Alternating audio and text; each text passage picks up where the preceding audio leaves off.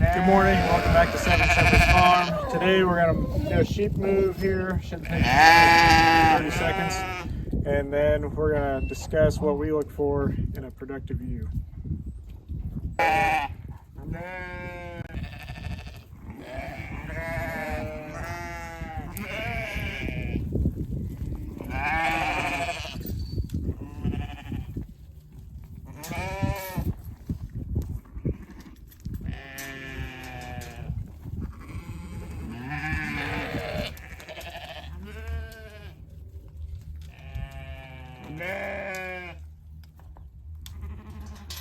Yeah, sheep, sheep, sheep.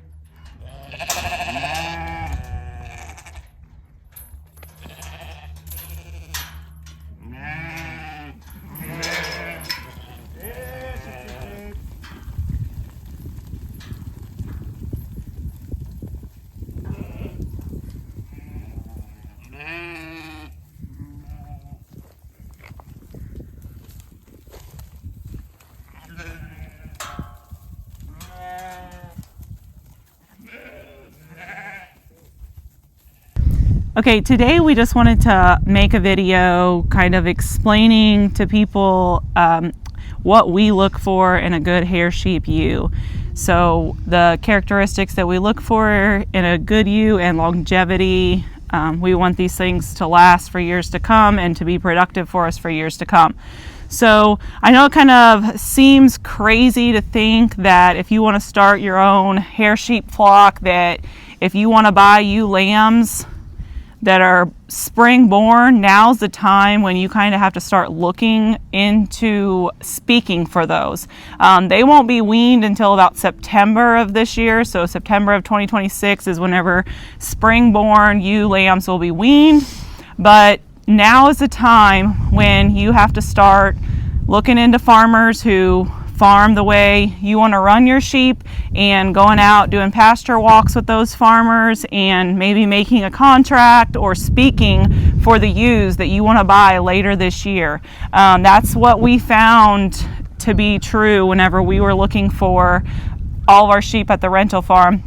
We started doing pasture walks around March and April of 2025.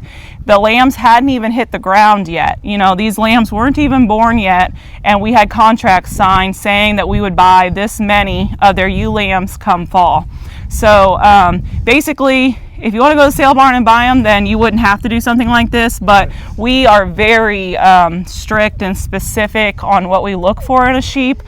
So that's why we planned ahead and we spoke for sheep well in advance. But if you start looking for sheep this summer or this fall, odds are the good stock's going to be spoken for already. So we just wanted to kind of just put information out there that if you are looking to start your own flock, now's the time of year when you need to start looking. Yeah, if you want to buy from the sale barn, you can definitely do that, and you can find those more or less any time of year, but you really don't know what you're going to get from the sale barn. So if you're looking to buy from a farmer and you want sheep in 26, then now's the time to go out and do like a pasture walk with them and look at their flock and see if they have what you are looking for.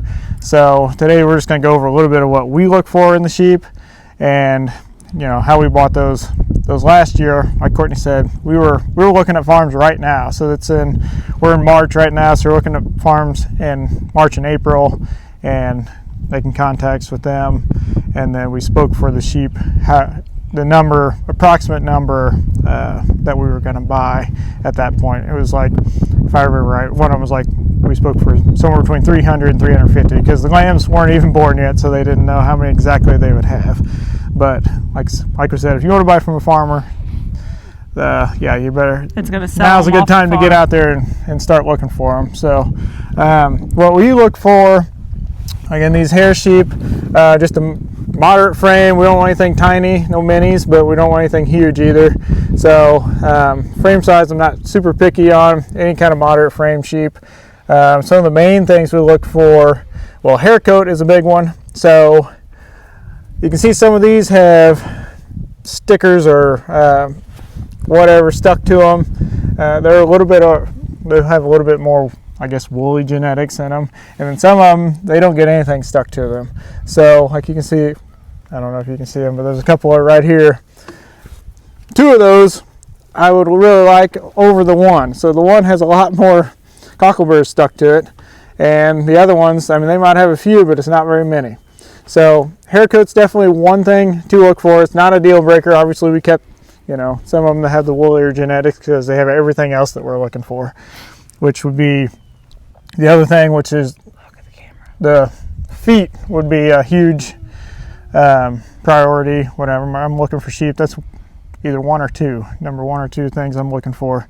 So anything that needs their hoof trimmed, I don't want.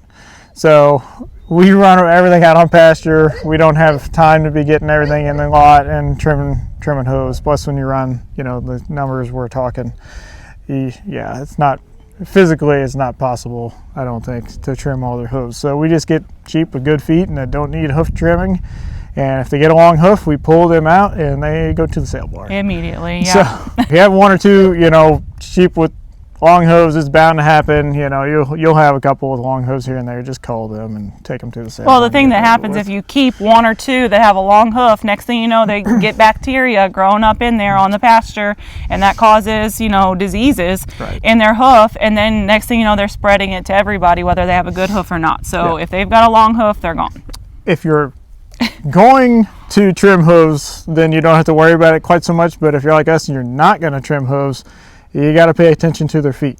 So if you just let them get long and think it's going to be okay, yeah, well, it won't be for very long. They'll be fine for a while, but then, yeah, like Courtney said, they'll get manure packed up in between their long hooves, and they will have foot issues eventually.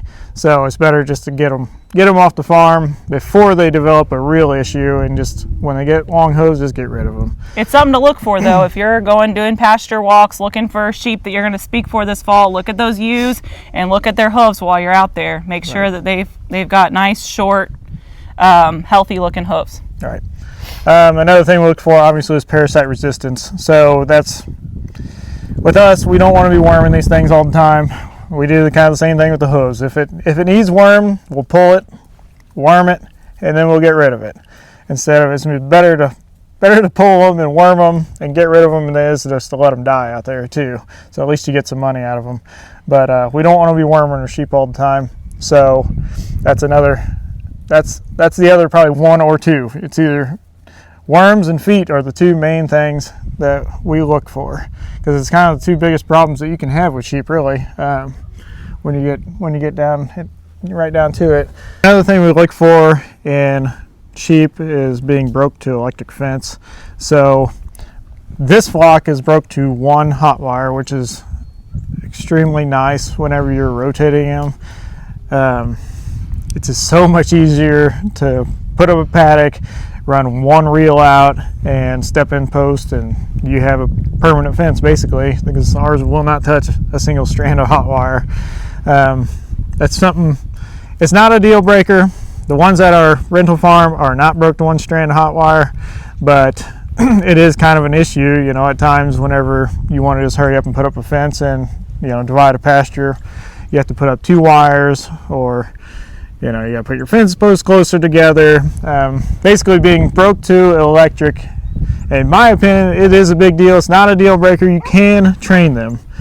The more you get, the harder it is to train. But if you just buy, you know, if you have a handful or 20 of them, we've trained some that we bought that were not broke. They had never been around electric. They'd only had woven wire. Right. And we trained those, and they were actually older ewes even. So you just have to start them out in a smaller, like woven wire type pen, and put electric around it, and divide the smaller pen. Right. I mean, we can go into a whole nother video on training sheep to electric. I mean, like we just made a video that it's failing us at the rental farm as far as only 2 strands, so we're gonna have to put up a 3rd strand probably. We'll see how they do once the grass starts growing. I think they'll be happy once the grass starts growing. But anyways, like I said, that could be a whole nother video in itself. But maybe talk to the farm that you're looking at if hot wires are something you're planning on keeping them behind, and see if they've been exposed to hot wire. I know. That's why it's nice to go to the farm you're going to buy from and look at them before you actually buy anything, because you can see what kind of fencing they have. And if they have 5 and 6 strands of electric, they might be broke to electric, but you're going to have to put up a lot of it to keep them in. Where if they just have 1 or 2 strands out there, and you don't have sheep wandering everywhere, then that's a good sign. So, well, I mean, productivity, like, fertility, make sure they're having a lamb every year, and hopefully 2, sometimes even 3. Those are, whenever you get into the point of your herd where you're holding ewes back or culling ewes, that's something really to be documenting. Did this one have 3? Did it have 2? And the way we run them out here on the pasture, sometimes that's not easy to document all that, but our ewes are all numbered. So, if we see one drop triplets, that's definitely one we're going to be marking down. If we see one that's 3 years old, we do ear tag colors, so we know if they have a pink tag, they're about 3 years old. And so if we see a 3-year-old drop a single, that's one we could think about culling. We really like them to have doubles. Singles their first year is acceptable, but after that we expect them to be dropping doubles. So that's not something we'll cull for immediately, because we're still trying to build our flock up, but eventually that is, productivity is huge. I'm not going to keep a sheep that's going to give me singles whenever I could keep sheep that give me doubles, if that makes sense. Right. So that's something more strict, but it's something you can ask the farmer you're buying from. Do you have a lot of doubles? Do you have a lot of triples? And it's just their word against yours. That's not something you can really look for, but it's something to ask them. Yeah, and early fertility is the other thing we're looking for. So any ewe lambs. So ours are born in May, and then we breed them in December. So if they get bred that first year, I mean, obviously that's a good sign, because that's a young little ewe lamb. If they have doubles, that's a really good sign. But even if they have a single that first year, that's good. We don't really expect them all to have a lamb that very first year. And then it's always good to keep track of the ones that didn't, because they're not the ones that are, the ones that have lamb are the most fertile. So eventually, if you're looking at culling some ewes, those would be ones that you would cull. If you're looking for reasons. But anyways, I think those are just our main things. Basically, we just wanted people who maybe have never done this before, or people who are just wanting to start their own flock, to know that honestly right now really isn't even like the time of year to buy sheep unless you're buying winter lambs, which that's an option too. Find somebody who had January lambs and are selling them, that you can, they would definitely be ready to breed by December 1st if that's your goal. So but now is the time, if you're looking at May or April born ewe lambs and you want to buy them from a good farmer, now's your chance to start kind of speaking for those. Because if you wait until September or October thinking, okay, I'm going to buy some lambs and breed them December 1st, you're not going to, the good ones are going to be gone.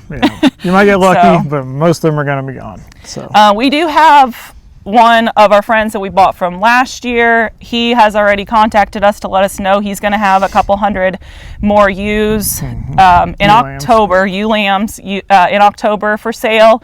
So if anybody is interested, they're probably our favorite ones we bought. I would say they're the hardiest. If I had to pick one to go back to, he'd be the first one. So we bought 320 from him last year, and like I said, they've all been really good. They're super fat. They're hardy. We haven't lost any of those. So they're the good ones. So if anybody wants his contact information, I'm not sure that we'll have, we're still trying to build up our flock to get to a larger number at the rental farm. So I'm not sure that we're going to have any to get rid of this year, but like I said, we have his contact information. So he's up around Maryville, Missouri. So if anybody wants his contact information, just let us know and we can send that to you. I've already sent his contact information to a couple people, so hopefully he doesn't have them all spoken for, but somebody please buy them so we don't. Yeah, I know.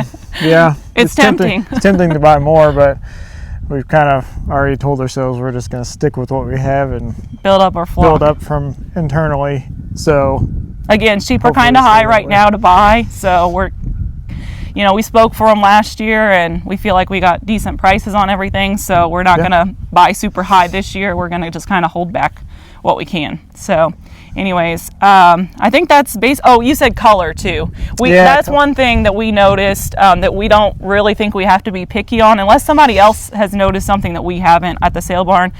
We've only been that one time, but we didn't notice that a particular like colorful sheep sold better than a white sheep, or a white sheep sold better than a colorful sheep. Right. So color is nothing that we're picky on, and honestly I think they're all just as hardy. Like, we haven't noticed that any color doesn't survive as well as another. So color is nothing that we're picky about. If you have like a smaller homestead and you're just trying to sell like a couple ewes here and there, I feel like people kind of think the colored ones are really cute, but the ones with lots of different color in them. Really unique color one, has black and white face or something on it, if you're just going to sell some, it was like bottle lambs or something, they would sell really easily.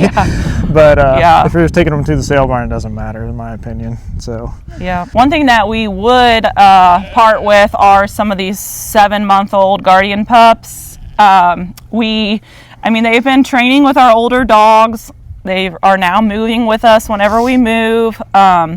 So we would sell some of these 7-month-old guardian dogs if anybody is interested in a guardian dog. But other than that, we won't have anything else sheep-wise to sell. But if anybody's looking for a guardian dog for their starter flock, I think it's safe to kind of sell some of these 7-month-olds. We would just sell one. We wouldn't want 2 of them going together without an older dog, but we would sell one for a flock. We just think it's trouble if you have 2 pups without an older dog. But if you don't have a dog to get started, reach out as well. We would probably part with some of these. So anyways, thanks for following along on Seven Shepherds Farm, and we'll see you later this week.